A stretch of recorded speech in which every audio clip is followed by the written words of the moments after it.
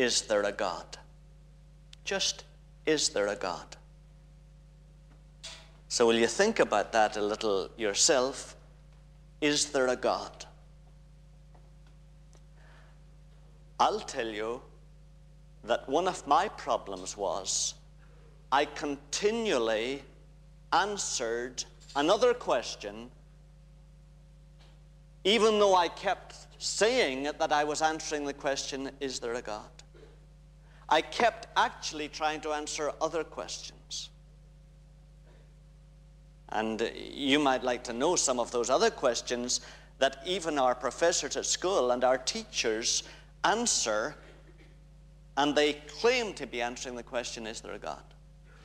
First one I had trouble with was the people, liberal theologians often, who said, what does it matter? What does it matter whether there is or is not? If it gives old ladies and poor psychological cripples some comfort, what does it matter whether there's a God or not? Well, I think there are many old ladies who feel the same way as I do, who do not want to live an illusion. We don't. We are not such cripples that we need an illusion or a lie of which we are willing to be the deceived victims. So we don't want a God that is just an illusion. And often when I heard people asking the question, is there a God, I often thought, they're saying, is there some great authoritative other that will give poor souls some encouragement in their life? That's not the question, loved ones. That's not the question at all. The question is there a God? Is there a supreme being? I think some of us maybe don't have trouble with that misconception, but we have trouble with another one. We say, you mean, is there a miserable, gloomy, old gentleman living in heaven somewhere who tells us not to go to the theater, not to dance, not to smoke, and he looks down, and if he sees any of us enjoying himself at all, he yells, cut it out. And I found that that was the question I was trying to answer.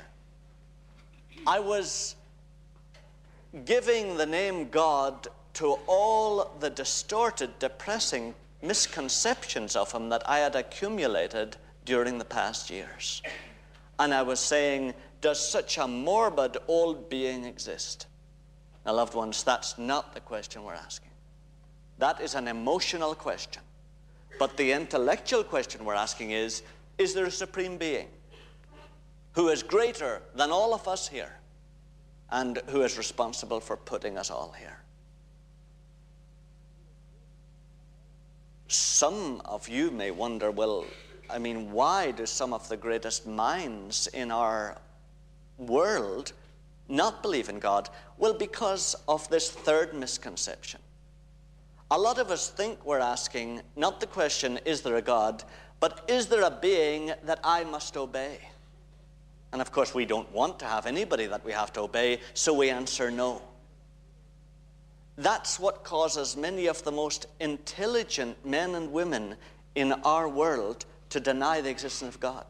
It's amazing, but they do.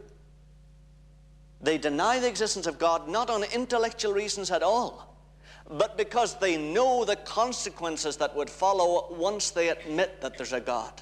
And the consequences are that they would have to obey that God.